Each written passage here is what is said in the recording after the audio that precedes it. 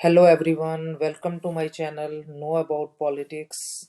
आज जिस टॉपिक पर हम चर्चा करने जा रहे हैं वो लेसन 4 बुक लोकतांत्रिक राजनीति से है, क्लास 10th। जिस टॉपिक का नाम है जाति, धर्म और लैंगिक मसले। देखिए, ये लेसन में 4 इम्पॉर्टेंट टॉपिक हैं: जाति, धर्म, लैंगिक मसले और धर्मनिरपेक्षता।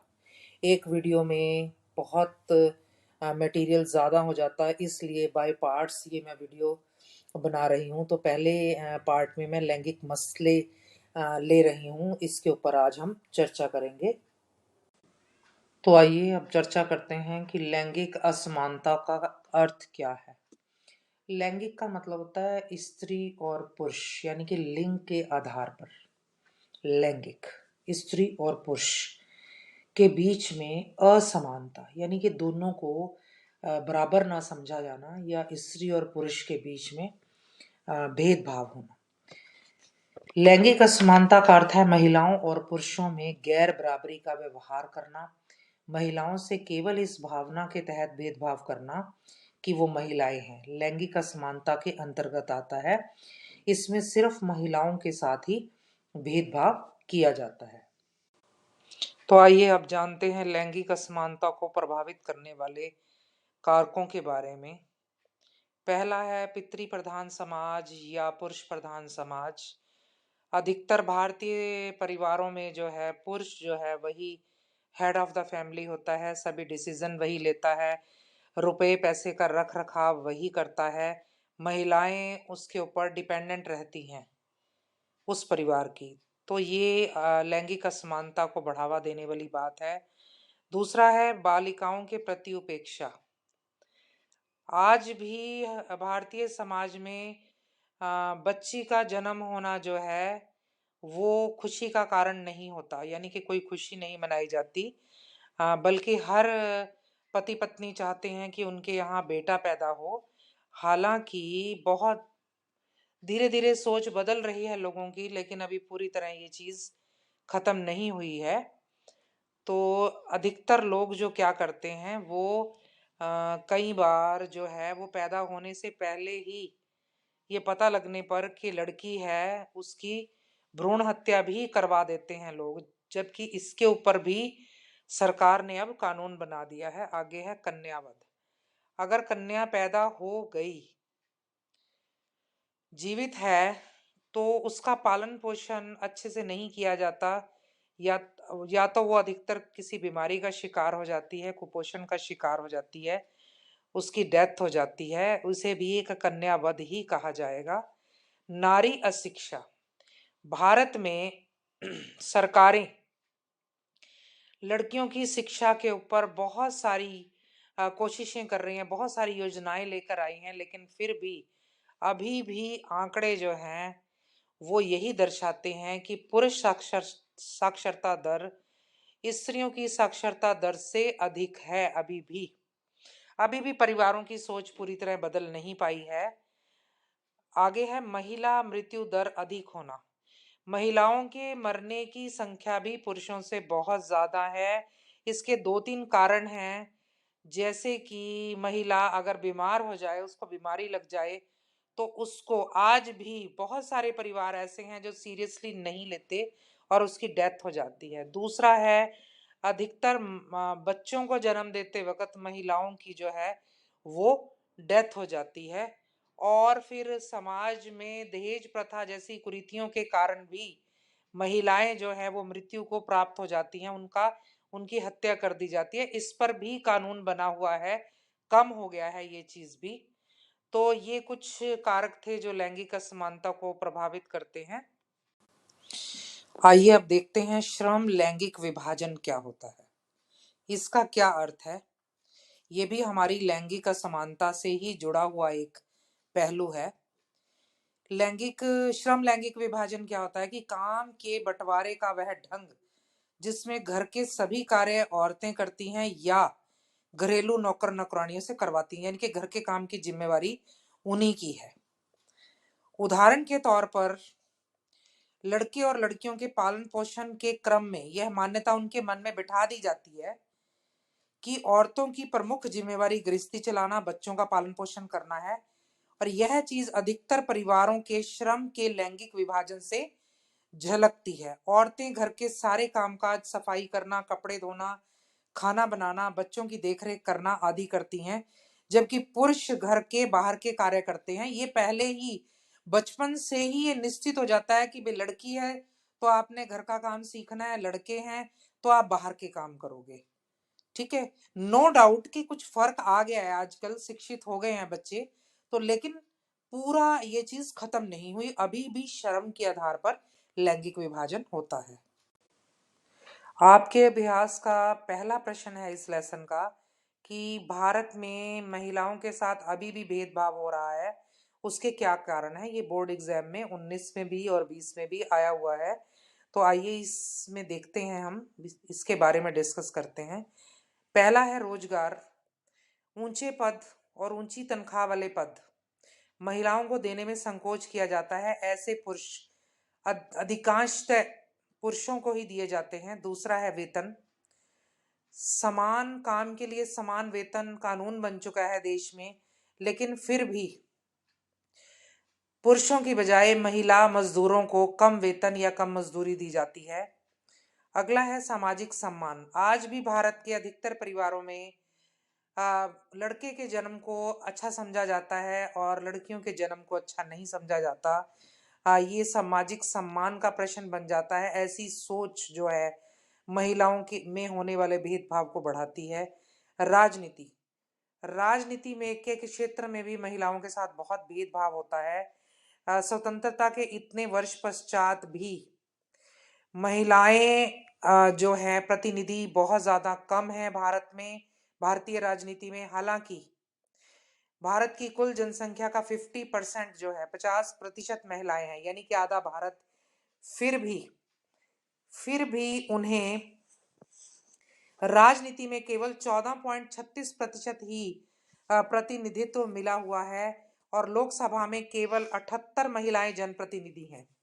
अगला है हमारा शिक्षा। शिक्षा के क्षेत्र में भी लड़कियों से भेदभाव होता है। सरकार की इतनी योजनाओं के बावजूद भी ग्रामीण क्षेत्रों में आज भी लड़कियों को या तो बिल्कुल पढ़ने नहीं भेजा जा रहा, या फिर अगर भेजा जा रहा है तो उनको उच्च शिक्षा के लिए भेजना लोग जरूरी नहीं समझते। 2011 की जनगणना के अगर हम आंकड़े उठा के देखें तो पुरुषों की साक्षरता दर 82.14% है, जबकि महिलाओं की साक्षरता दर 65.46% है। साक्षरता दर का मतलब है पढ़े लिखे लोगों की दर। महिलाएं कितनी पढ़ी लिखी हैं, पुरुष कितने, 100 में से जैसे 86.41 है जो वो पुरुष पढ़े लिखे हैं, और 100 में से केवल 62.46% ही जो है औरतें जो है वो पढ़ी लिखी हैं भारत में। ये भी एक भेदभाव का एक रूप है। अगला है जी आर्थिक स्वतंत्रता। आपको पता है हमारे भारत में पितृ प्रधान समाज है या पुरुष प्रधान समाज है। औरतों को अपने छोटे छोटे खर्चों के लिए भी पुरुषों पर डिपेंड करना पड़ता है, उनसे खर्चा मांगना पड़ता है। जबकि महिलाएं पुरुषों की बजाय 1 घंटा, मिनिमम 1 घंटा तो ज्यादा काम करती हैं, इससे भी ज्यादा करती हैं, तो उनको उस घरेलू काम के बदले कोई पैसे नहीं दिए जाते। तो ये एक सामाजिक भेदभाव है महिलाओं के प्रति। हाँ जी, अगला टॉपिक है हमारा राजनीति में महिलाओं का प्रतिनिधित्व बढ़ाने के लिए कुछ कदम भारत में उठाए गए हैं, जिनके ऊपर चर्चा करेंगे हम। क्या क्या कदम उठाए गए हैं भारत में। पहले स्थानीय सरकारों और पंचायतों, और अर्थात पंचायतों अगर नगर पालिकाओं में 1/3 पद महिलाओं के लिए आरक्षित कर दिए गए हैं। ये 1992 में संविधान में संशोधन हुआ था, 73वां गांव के पंचायतों के लिए और 74वां नगर पालिकाओं के लिए, जिसमें इनको संविधान के अनुसार पूर्ण स्वीकृति देकर इनको ज्यादा मजबूत बनाया गया है और इसमें महिलाओं के 1/3 पद आरक्षित कर दिए गए हैं। अगला है महिलाओं के लिए शिक्षा व रोजगार के अवसर बढ़ाने के लिए योजनाएं तैयार की गई हैं। बहुत सारी आपने सुना भी होगा कि लड़कियों के लिए शिक्षा मुफ्त है, जो अकेली लड़की है उसको सरकार उसकी पढ़ाई लिखाई शादी में योगदान देगी, आदि आदि बहुत सारी योजनाएं सरकार चला रही है। अगला है निर्वाचित संस्थाओं में महिलाओं के लिए कानूनी रूप से एक निश्चित भाग तय करने की मांग कि जो इलेक्शन में जो जनप्रति जीत कर जाते हैं उनमें महिलाओं को कानूनी रूप से एक निश्चित संख्या उनकी जो है वो होनी चाहिए। अगला है महिला संगठनों द्वारा महिलाओं को जागरूक करने के लिए विभिन्न आयोजन करना। हमारे देश में राष्ट्रीय महिला आयोग बना हुआ है और भी छोटे बड़े कई महिला संगठन हैं जो कि महिलाओं को जागरूक करने के लिए समय समय पर विभिन्न आयोजन कार्यक्रम चलाते हैं। अगला है सरकार द्वारा महिलाओं को उनके राजनीतिक अधिकारों के प्रति जागरूक करना। सरकार जगह जगह पर ये जो पोस्टर लगवाकर या टीवी के माध्यम से, रेडियो के माध्यम से महिलाओं की सशक्तिकरण के ऊपर ये प्रचार करती है और उनके राजनीतिक अधिकारों के प्रति उनको जागरूक करने का काम करती है।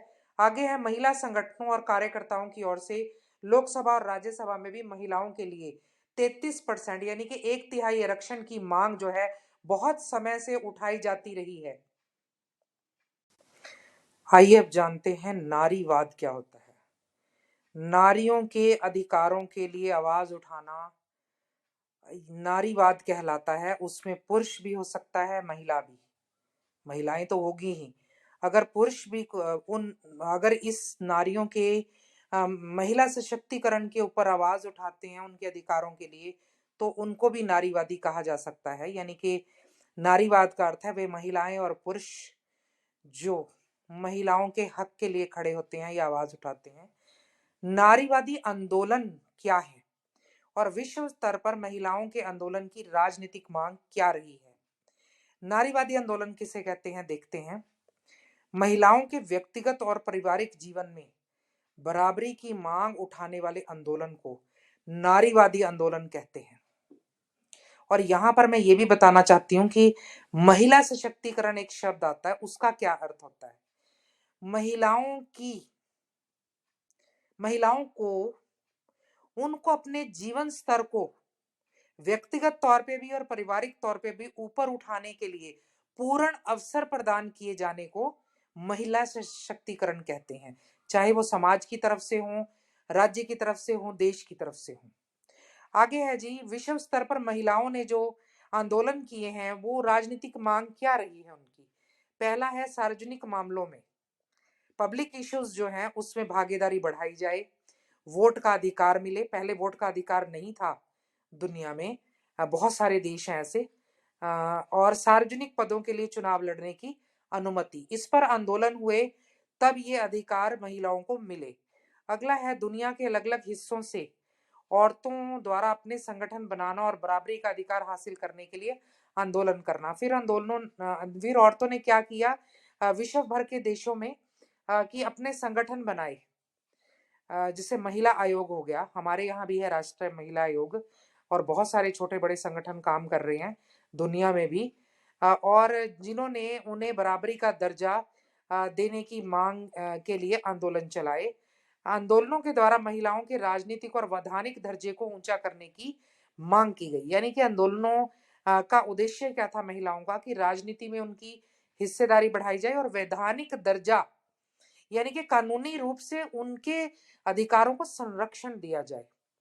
अगला है आंदोलन करके महिलाओं ने शिक्षा और बेरोजगार के अवसर बढ़ाने की भी मांग की है। जो उनकी मांग जो है वो काफी हद तक पूरी की गई है, सरकारों ने अपनी तरफ से पूरी की है।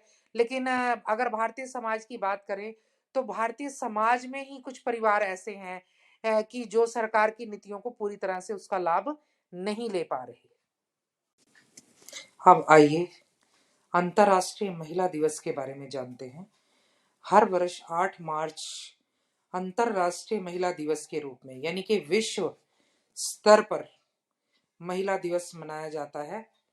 और ये किस लिए मनाया जाता है? अंतर्राष्ट्रीय महिला दिवस प्रति वर्ष 8 मार्च को विश्व भर में महिलाओं के प्रति सम्मान, प्रशंसा और प्रेम प्रकट करते हुए उनकी आर्थिक, राजनीतिक और सामाजिक उपलब्धियों एवं कठिनाइयों की सापेक्षता यानी कि सामाजिक तौर पर उन्होंने जो भी अब तक हासिल किया है और उनकी कठिनाइयों को दूर करने किया जाएगा, ऐसी अपेक्षा रखी जाती है के उपलक्ष्य में उत्सव के तौर पर मनाया जाता है 8 मार्च को। आज की वीडियो में इतना ही। मिलते हैं नेक्स्ट टॉपिक के साथ बहुत जल्द। तब तक आप इस चैनल को लाइक, शेयर और सब्सक्राइब ज़रूर करें। Thank you.